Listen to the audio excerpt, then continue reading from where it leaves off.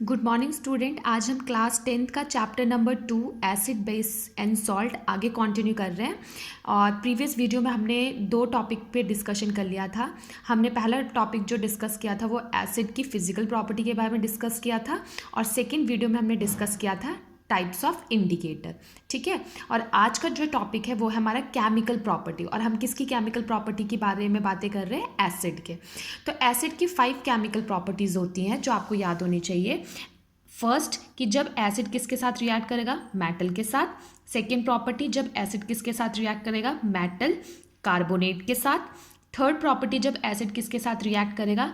Metal hydrogen carbonate के साथ, जिसे आप बाइकार्बोनेट भी बोल सकते हो। और जब एसिड रिएक्ट करेगा किसके साथ?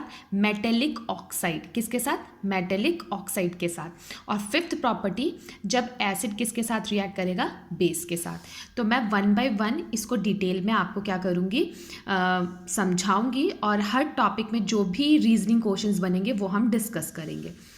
तो सबसे पहली जो प्रॉपर्टी है कि कोई भी एसिड जब रिएक्ट करता है किसके साथ? मेटल के साथ, तो वो हमेशा कौन सी गैस इवॉल्व करता है? Hydrogen gas.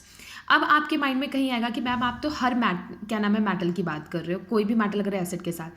आप अपने माइंड में याद करके चलना कि जो लेस रिएक्टिव मेटल्स होते हैं, जो हमेशा क्या होते हैं, बहुत ही लेस, जैसे गोल्ड है, सिल्वर है, ये क्या है? लेस रिएक्टिव मेटल है। कोई भी लेस रिएक्टिव मेटल एसिड के साथ रिएक्ट करने के बाद हाइड्रोजन गैस तो प्रोड्यूस करेगा नहीं, क्योंकि उसकी रिएक्टिविटी उसके कंपैरिजन में क्या होती है? कम होती है। तो आपने रिएक्टिविटी सीरीज तो पढ़ा होगा 8th क्लास में, तो वो हम जब मैं थर्ड चैप्टर आपको मेटल और नॉन मेटल पढ़ाऊंगी तो भी आपको समझ में आ जाएगा। तो यहाँ पर बस आप ये याद रखो कि कोई भी एसिड अगर किसके साथ रिएक्ट करता है? मेटल के साथ, तो वो हमेशा आपको क्या बना के देगा? Salt plus hydrogen gas. जैसे एग्जांपल है, मैंने क्या किया? डाइल्यूट हाइड्रोक्लोरिक एसिड लिया, मैंने एक टेस्ट ट्यूब ली, उसके अंदर क्या डाला मैंने?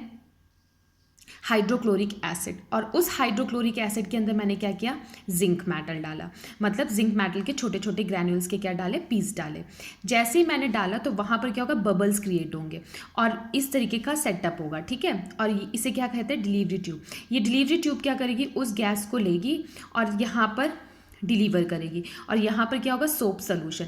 जैसे ही सोप सोल्यूशन में वो बबल्स जाएंगे, वो बबल्स यहाँ पर इस तरीके से नजर आ रहे हैं, आपको देख रहे हो? इवॉल्व हो रहे हैं।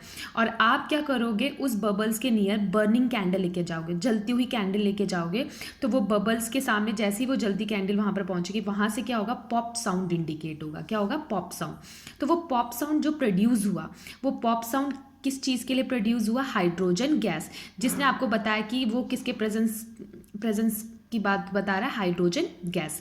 तो कभी कभी एग्जाम में क्या होता है, क्वेश्चंस आ जाते हैं कि आप रिएक्शन को लिख के दिखाइए कि अगर आपने जिंक ग्रैन्यूल को लिया, उसको HCl के साथ रिएक्ट किया, तो क्या प्रोडक्ट बनेगा। तो अब आपको पता चल गया जिंक ग्रैन्यूल का मतलब क्या है? बस जिंक Zn। उसको आपने किसके साथ रिएक्ट किया? HCl के साथ। तो आपका प्रोडक्ट क्या बनेगा?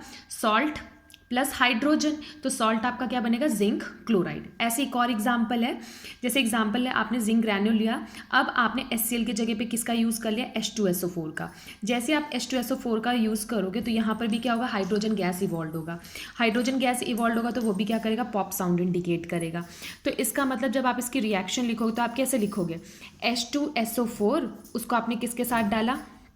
जिंक के साथ, तो उसने आपको क्या बना के दिया? जिंक सल्फेट, और साथ में क्या रिलीज किया? Hydrogen gas. तो आपको किसकी प्रैक्टिस होनी चाहिए? इस इक्वेशन की। तो जो मैं आपको बता रही हूँ उसको आपको अच्छी तरीके से लर्न भी करना है। चलो, इसी में क्या नाम है, इसी में बोला कि इस एक्सपेरिमेंट में आपने क्या ऑब्जर्व किया। तो हमने क्या ऑब्जर्व किया? हमने ये देखा कि कुछ गैस वहाँ पर क्या हो रही है? इवॉल्व हो रही है। जैसी वो गैस आप कहाँ पास कर रहे हो? सोप सोल्यूशन के पास कर रहे हो, तो क्या नाम है, वहाँ पर आप सोप सोल्यूशन के पास वो जब बबल्स फॉर्म हुआ तो आपने क्या किया? बर्निंग कैंडल नियर लेके गए वहाँ पर, और जब बर्निंग कैंडल आप नियर लेके गए तो उसने कौन सा साउंड इंडिकेट किया? Pop sound. तो वो पॉप साउंड आपको किस गैस के प्रेजेंस के बारे में बता रहा है? Hydrogen gas. तो हमें रिजल्ट या हमें इस एक्सपेरिमेंट से ये कंक्लूजन मिला कि कोई भी मेटल अगर किसके साथ रिएक्ट करता है? एसिड के साथ, तो वो आपको क्या देता है? Salt plus hydrogen gas. अब इसी से रिलेटेड एक क्वेश्चन है, अगर मान लो आपको बोलते हैं कि जो कर्ड होता है, कर्ड का मतलब दही, या दही है या कोई भी खट्टी चीज़, जो फूड स्टफ जो भी आप स्टोर करते हो, तो कभी भी आपको उसे मेटल वेसल्स में नहीं रखना चाहिए। मेटल वेसल्स का मतलब जैसे आप कॉपर और ब्रास का क्या नाम है, बर्तन, ये सब चीज़ें यूज़ करते हो, आपको वो यूज़ नहीं करना चाहिए। ऐसा क्यों? तो आपसे रीज़न पूछा, ऐसा क्यों? क्योंकि इसी से रिलेटेड इसमें क्या बनेगा, एक रीजनिंग क्वेश्चन। तो मैंने आपके लिए हर टॉपिक के जो रीजनिंग क्वेश्चन है वो लिख दिए, जिससे आपको कभी कन्फ्यूजन ना हो, और आप जब भी नोट्स को पढ़ो तो आपको अच्छी तरीके से वो नोट्स याद भी हो जाए, और आपके जितने भी बीच के क्वेश्चन आएंगे कॉन्सेप्चुअल टाइप के आपको पता भी चलते जाएंगे। ठीक है, तो आपको इस क्वेश्चन का मतलब समझ में आ गया। ये बोला गया कि कर्ड जो है, दही को कभी भी हमें क्या नहीं, किस बर्तन में नहीं रखना चाहिए, कॉपर और ब्रास के बर्तनों में नहीं रखना चाहिए। ऐसा क्यों? क्योंकि जो कर्ड होता है वो क्या है, खट्टा। तो कोई भी खट्टी चीज़ है तो उसके अंदर क्या प्रेजेंट होता है, एसिड। और कॉपर और ब्रास क्या है आपका, मेटल। अगर किसी भी एसिड को आप मेटल के साथ रिएक्ट करोगे तो वो क्या करेगा, salt plus hydrogen gas release करेगा। तो इसका मतलब ये है कि because curd contain acid which can react with metal of the vessels to form, वो क्या करेगा, पॉइजनस कंपाउंड बनाएगा। जब वो पॉइजनस कंपाउंड बनाएगा तो आपका फूड क्या हो जाएगा, पॉइजनस हो जाएगा। और जब आप उस पॉइजनस फूड को खाओगे तो आपकी क्या हो सकती है, डैमेज भी हो सकता है आपके ऑर्गन्स भी, और कभी कभी क्या हो सकती है, डेथ भी हो सकती है। तो इसलिए आपको ये सब चीज़ें याद होनी चाहिए। डैमेज आवर हेल्थ, वो हमारी हेल्थ को पूरी तरीके से क्या करेगा, डैमेज। अगर उसकी क्वांटिटी ज़्यादा है तो कभी कभी केस क्या हो सकती है, डेथ भी हो सकती है। तो इसलिए याद रखना कि किसी भी कर्ड, कोई भी खट्टी चीज़ों को हमें मेटल के अंदर नहीं रखना चाहिए। क्यों? क्योंकि वो रिएक्ट होने के बाद सॉल्ट और हाइड्रोजन गैस का इवोल्यूशन करते हैं, और हाइड्रोजन गैस हमारे लिए क्या एक तरीके से हार्मफुल इफेक्ट शो करती है। और एज ए गुड फ्यूल किसके लिए माना जाता है, रॉकेट के जो उसमें यूज़ किए जाते हैं, उसमें तो आपने पढ़ाई होगा कि उसमें आपने हाइड्रोजन गैस का fuel as a purpose use करते हो। ठीक है, तो यहाँ पर आपके लिए इंपॉर्टेंट है, क्यों? क्योंकि वो आपके फूड को क्या करेगा, पॉइजन क्रिएट कर देगा।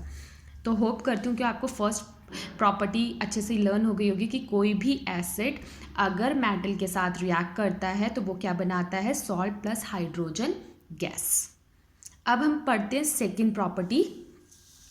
सेकेंड प्रॉपर्टी ये है कि कोई भी एसिड अगर किसके साथ रिएक्ट करेगा, मेटल कार्बोनेट के साथ। किसके साथ, मेटल कार्बोनेट के साथ। तो वो आपको हमेशा क्या प्रोडक्ट बना के देगा, salt plus carbon dioxide plus water. जैसे एग्जांपल के लिए कोई भी मेटल कार्बोनेट, मेटल क्या है इसमें, सोडियम, कार्बोनेट का फॉर्मूला CO3। ठीक है, तो मेटल कार्बोनेट क्या बन गया, सोडियम कार्बोनेट। ठीक, ये आपने क्या ले लिया, मेटल कार्बोनेट। एसिड आपने इसमें क्या ले लिया, HCl। तो सॉल्ट क्या बन जाएगा, NaCl, और क्या बन जाएगा, CO2 प्लस H2O। ठीक है, तो इसका मतलब ये, इसने आपको ये बताया कि कोई भी मेटल कार्बोनेट को अगर आप एसिड के साथ रिएक्ट करते हो तो वो आपको क्या बना के देता है, salt plus carbon dioxide plus water. तो ये पता चल गया, मेटल कार्बोनेट ज़रूरी है, यहाँ सोडियम, यहाँ पोटेशियम कार्बोनेट भी आ सकता है। ठीक है, एल्युमिनियम कार्बोनेट भी आ सकता है। तो ये जब भी इसके साथ रिएक्ट करेगा तो वो हमेशा आपको क्या बना के देगा, salt plus carbon dioxide plus hydrogen gas. तो आपको ये दो प्रॉपर्टी समझ में आ गई होगी। Thank you for watching this video.